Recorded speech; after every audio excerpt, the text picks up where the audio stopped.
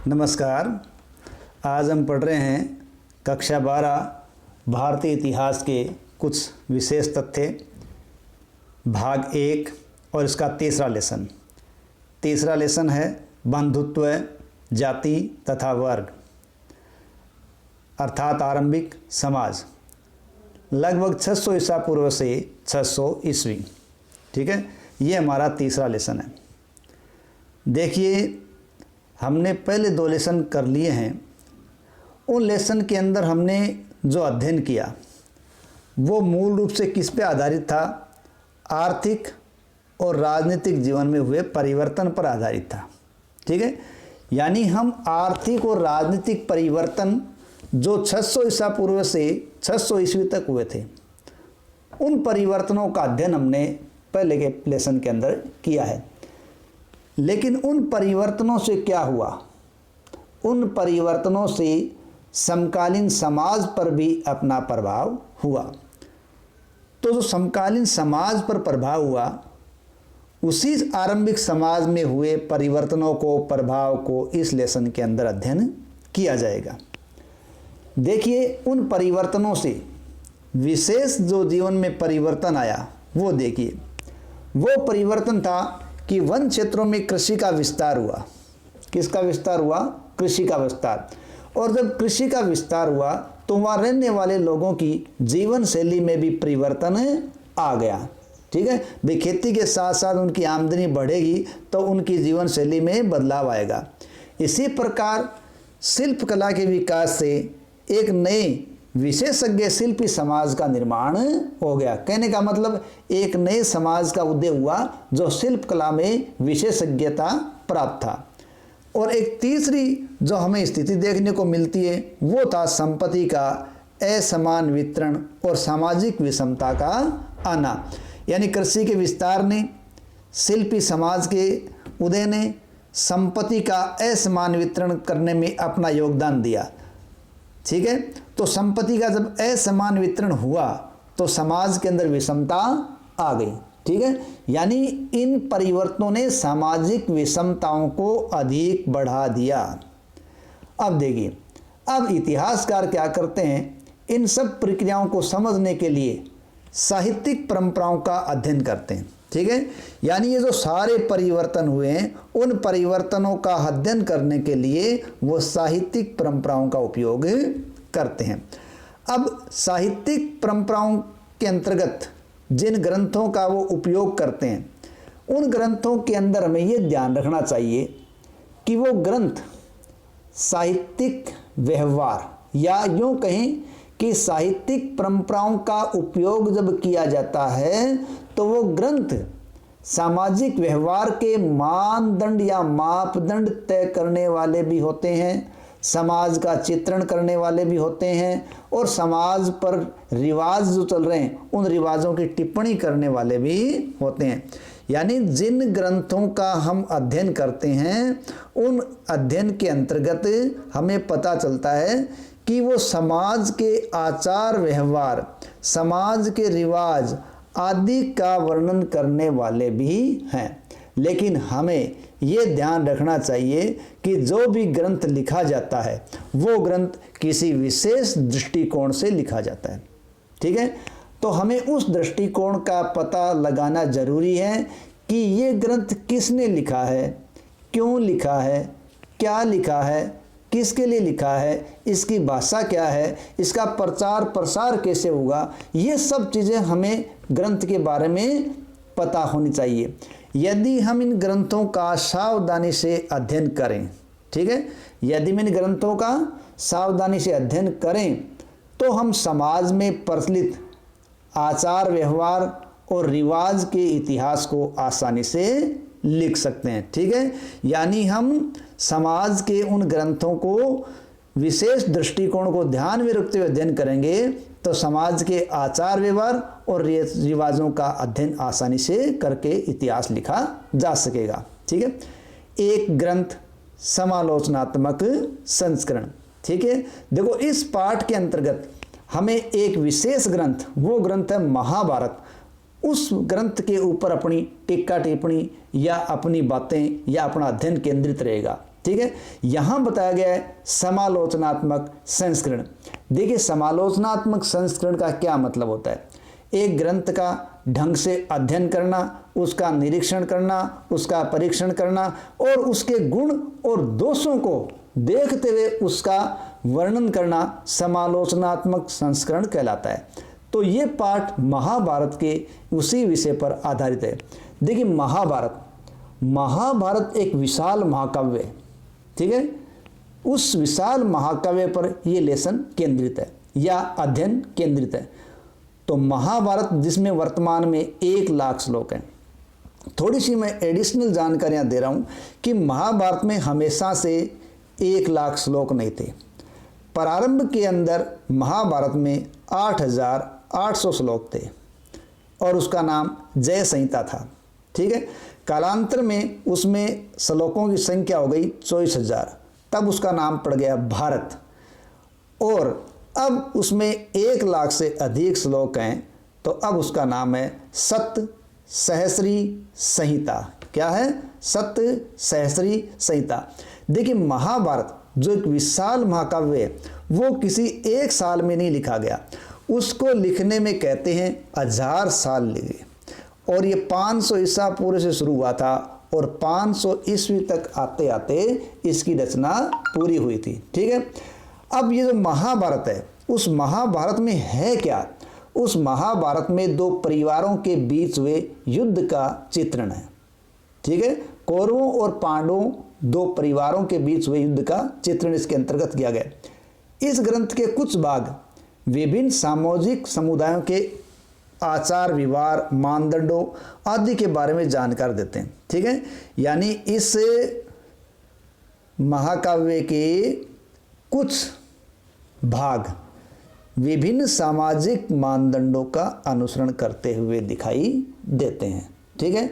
यानी जो मानदंड समाज के अंदर प्रचलित थे, तो कुछ सामाजिक समुदाय उन आचार व्यवहार के मानदंड को तय करते हैं और यदा कदा इस ग्रंथ के मुख्य पात्र उन मानदंडों का अनुसरण भी करते हैं। लेकिन हम ये केवल उन मानदंडों का अनुसरण ही करते हैं, ये सही नहीं है, उनकी कहीं कहीं अवहेलना भी की गई है, ठीक है।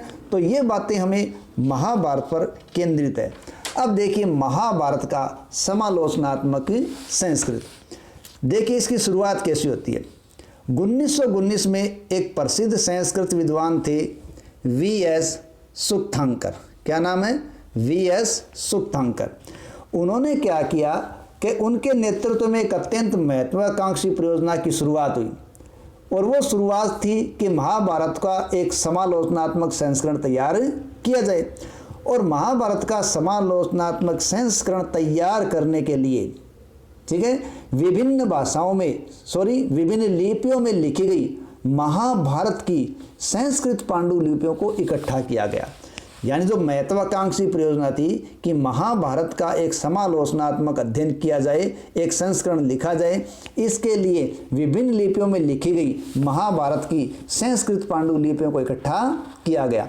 और अब उन पांडुलिपियों को जब इकट्ठा किया गया तो जो काम करने वाले विद्वान थे उन विद्वानों ने सभी पांडुलिपियों में पाए जाने वाले श्लोकों की तुलना करनी प्रारंभ कर दी। यानी उन्होंने अपने अध्ययन को किस पर केंद्रित किया कि जो सभी पांडुलिपियां थी उन पांडुलिपियों में जो श्लोक पाए गए थे उन श्लोकों की तुलना करनी शुरू कर दी। और अंततः उन्होंने क्या किया, उन श्लोकों का चयन कर लिया जो चयन या जो श्लोक क्या थे, समान थे। यानी अलग अलग पांडुलिपियों को उन्होंने इकट्ठा किया, फिर उन्होंने श्लोकों की तुलना करनी शुरू कर दी और उन श्लोकों को उन्होंने चयन कर लिया जो सभी पांडुलिपियों में समान श्लोक थे।